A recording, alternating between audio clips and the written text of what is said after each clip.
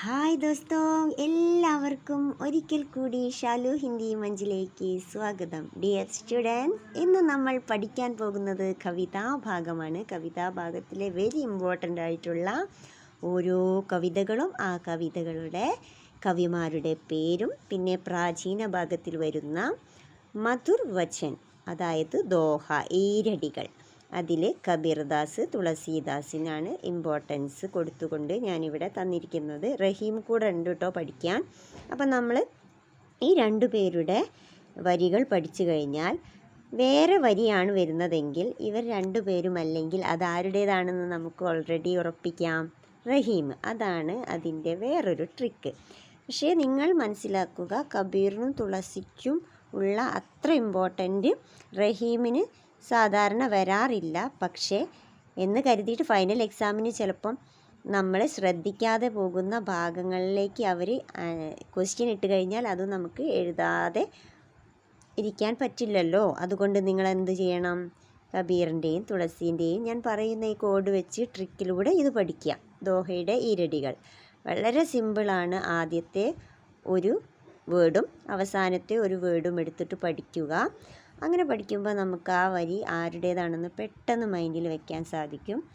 അതുപോലെ തന്നെ നമ്മുടെ ആധുനിക കവിതകൾ 4 എണ്ണമാണുള്ളത്. മേരി ദുനിയ കെ തമാം ബച്ചേ, കവി അദ്നാൻ കഫീൽ ദർവേഷ്, ഏക് ദിൻ കാ, അയോധ്യ സിംഗ് ഉപാധ്യായ് അരിയൗത്, പൈദൽ ചൽത്താ ഹുവാ ആദ്മി, സുനിൽ ശ്രീവാസ്തവ്, ശിലാ ബിൻതി ലഡ്കിയാ, ഏകാന്ത് ശ്രീവാസ്തവ്. ഓക്കെ, അപ്പോൾ ഇനി ഇതിൻ്റെ നമ്മുടെ ട്രിക്ക് എങ്ങനെയാണെന്ന് നോക്കാം. ഓരോ കവിതകളും ആരെഴുതി എന്നുള്ളത് നമ്മൾ പഠിച്ചു വെക്കുന്നത് വളരെ നന്നായിരിക്കും. കാരണം അതിൽ നിന്ന് ചോദിച്ചു കഴിഞ്ഞാൽ നമുക്ക് ഒരു കവിതയുടെ ആശയം എഴുതാനൊക്കെ വന്നു കഴിഞ്ഞാൽ ആ കവിമാരെ പഠിച്ചു കഴിഞ്ഞാൽ നമുക്ക് ആ ട്രിക്കിലൂടെ ആ കവികളെ കുറിച്ചിട്ട് ഒരു മെൻഷൻ ചെയ്തുകൊണ്ട് നമുക്ക് ആ കവിതയുടെ ആശയം എഴുതി കഴിഞ്ഞാൽ നല്ലൊരു മാർക്ക് സ്കോർ ചെയ്യാൻ സാധിക്കും.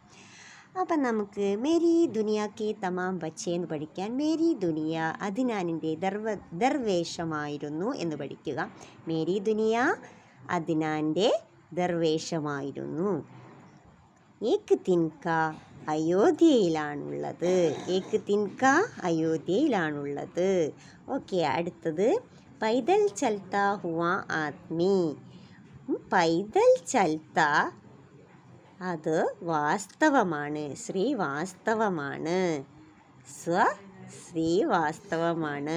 മൊത്തമായിട്ട് അത് നിങ്ങൾ ആദ്യം തന്നെ സ്വയം എഴുതി പഠിക്കുക. എന്നിട്ട് ഈ കോഡ് കൂടെ ചേർത്ത് പഠിക്കുക. അതായത് പൈദൽ ചൽത്ത ശ്രീവാസ്തവമാണ്.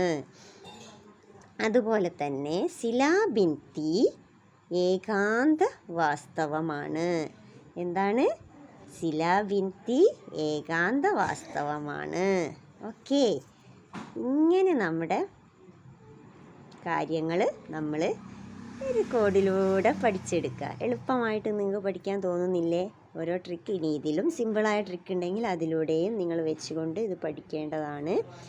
പിന്നെ വരുന്നത് മധുർ വചൻ. ആ മധുർ വചനിൽ വരുന്ന ദോഹ. Doha means ഈരടികൾ. അതിൽ കബീർദാസിൻ്റെ 4 വരികളാണ്, ഈരടികളാണ് വരുന്നത്. അപ്പോൾ അതെങ്ങനെ പഠിക്കാം? കബീർ ഐസി ഹോയ്, കബീർ ഐസി ഹോയ് സദു ഉഠായ്, കബീർ ഐസി ഹോയ് സാധു ഉഠായ്. അങ്ങനെ പറഞ്ഞാൽ എന്താണ്? കബീറിൻ്റെ ആദ്യ 2 വരിയിലെ സ്റ്റാർട്ടിങ് എന്താണ്? ഐസി എന്നും രണ്ടാമത്തെ വരിയുടെ ലാസ്റ്റ് ഹോയ് എന്നാണ് ഉള്ളത്. ഈ വരി കണ്ടു കഴിഞ്ഞാൽ നിങ്ങളത് കബീറിൻ്റെതാണെന്ന് പെട്ടെന്ന് ഐഡൻറ്റിഫൈ ചെയ്യാൻ സാധിക്കും.